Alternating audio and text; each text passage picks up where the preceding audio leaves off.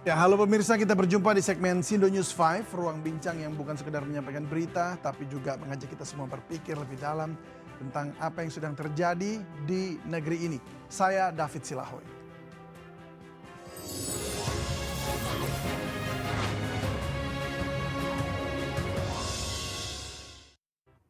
Ya, pemirsa, di Jawa Tengah, Presiden ke-7 Republik Indonesia Joko Widodo mendatangi Polresta Solo. Jokowi datang untuk memberikan keterangan kepada tim penyidik Polda Metro Jaya dalam kasus tudingan ijazah palsu. Jokowi tiba di Mapolresta Solo pada Rabu sekitar pukul 15:55 waktu Indonesia Barat dan disambut oleh Kapolresta Solo, Kombes Catur Cahyono Wibowo. Kedatangan Jokowi ke Polresta Kota Solo ini disebut-sebut untuk memberikan keterangan tambahan dalam kasus dugaan pencemaran nama baik terkait tudingan ijazah palsu yang dilaporkan ke Polda Metro Jaya. Sebelumnya Kejaksaan kembalikan berkas perkara kasus ijazah ke Polda Metro Jaya dengan 3 tersangka. 3 tersangka tersebut yakni Roy Suryo, Rismon Sianipar, dan Tifauzia Kusuma.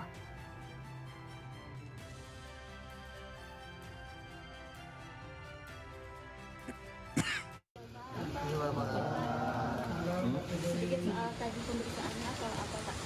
Ya, ada pemeriksaan tambahan, tapi untuk keterangan dan penjelasan biar penasihat hukum yang lebih menjelaskan secara rinci. Ya.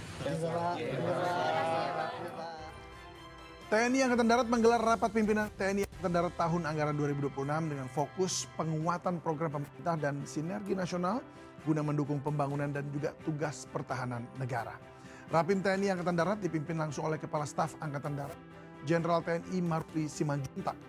Dalam sambutannya, Kasat menegaskan bahwa Rapim TNI Angkatan Darat merupakan forum strategis untuk menyamakan persepsi, mengevaluasi kinerja, serta merumuskan arah kebijakan yang selaras dengan prioritas pemerintah.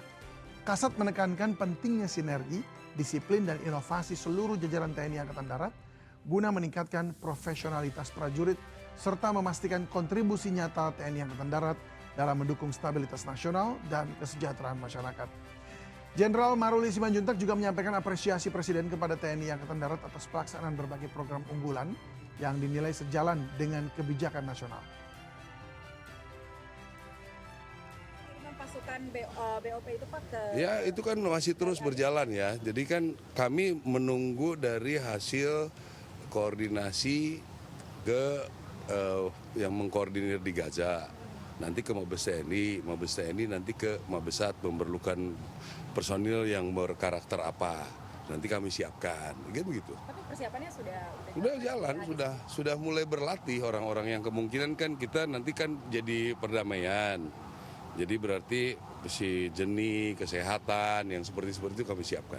jumlah personilnya secara spesifik akan di Gaza ya Pak, bukan di Lebanon atau mana? Ya saya belum terlalu ini ya, lebih baik bertanya ke Mabes TNI biar lebih jelas. Kalau kami hanya penyiapan pasukannya saja. Jumlahnya berapa Berarti kira-kira? ya bisa satu brigade 5.000, 8.000 mungkin. Tapi masih bernego semua, belum pasti. Jadi belum ada kepastian angka sampai sekarang. Gitu. Tapi tahun ini Pak, pelibatan TNI dalam Ya belum bisa saya pastikan karena saya tidak ikut itu. Saya bagian penyiapan. Ya. Oke. pelibatan TNI dalam pemberantasan terorisme itu seperti apa? Apakah disampaikan oleh pemerintah? Itu biar saja nanti dari Mabes TNI ya, Mabes TNI dari Kemhan biar. Kalau kami kan masih pembinaan Angkatan Darat, jadi kita tidak mengikuti detail apa yang didiskusikan tentang itu. Tapi kalau Bapak melihat gimana Pak, ini kan di... Kapolri Jenderal Listio Sigit Prabowo menghadiri pertemuan Konfederasi Buruh se-Asia Tenggara atau ASEAN Trade Union Council. Kehadiran Kapolri menjadi perhatian setelah Das Ketenagakerjaan Polri mendapat apresiasi dari buruh ASEAN.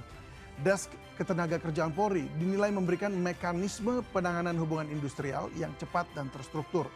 Sejumlah konfederasi buruh ASEAN menyatakan keinginan untuk belajar dari Polri terkait kinerja Das Ketenagakerjaan.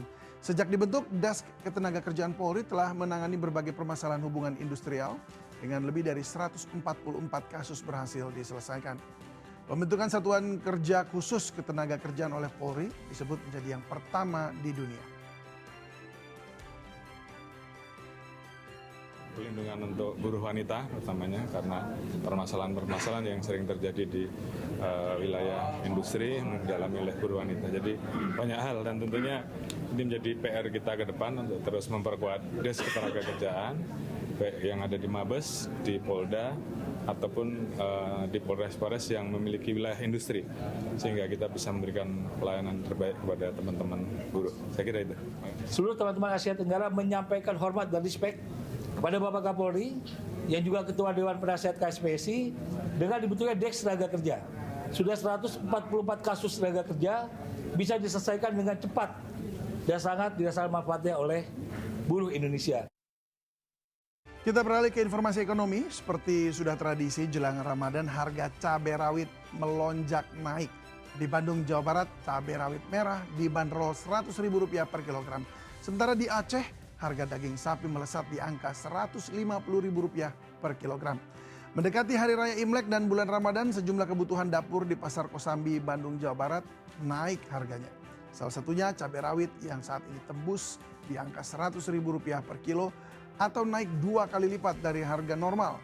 Sementara untuk harga cabai keriting merah dan hijau mencapai Rp60.000 dari harga normal Rp40.000 per kilogram.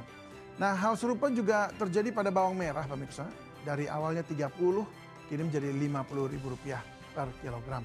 Sementara harga daging sapi di sejumlah pasar pusat kota Banda Aceh juga meroket hingga mencapai Rp150.000 per kilogram.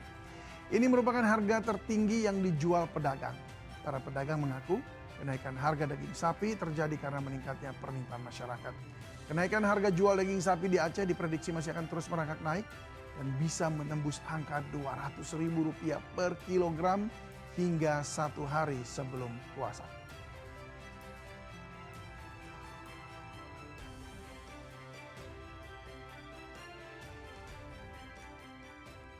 Dari kasus korupsi, mantan Menteri Agama Yakut Kholil Qomas ajukan pra-peradilan terkait status tersangka dirinya di kasus korupsi kuota haji.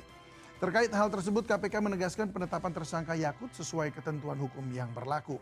Komisi Pemberantasan Korupsi merespon pra-peradilan yang diajukan mantan Menteri Agama Yakut Kholil Qomas terkait status tersangka dalam kasus dugaan korupsi kuota haji 2024. Juru bicara KPK Budi Prasetyo mengatakan pihaknya menghormati karena pra-peradilan merupakan bagian dari proses hukum pidana. Namun demikian Budi menegaskan penetapan tersangka Yakut sesuai dengan ketentuan hukum acara yang berlaku. Sebelumnya ex-Menteri Agama Yakut Kholil Qomas mengajukan pra-peradilan ke Pengadilan Negeri Jakarta Selatan pada tanggal 10 Februari 2026 kemarin.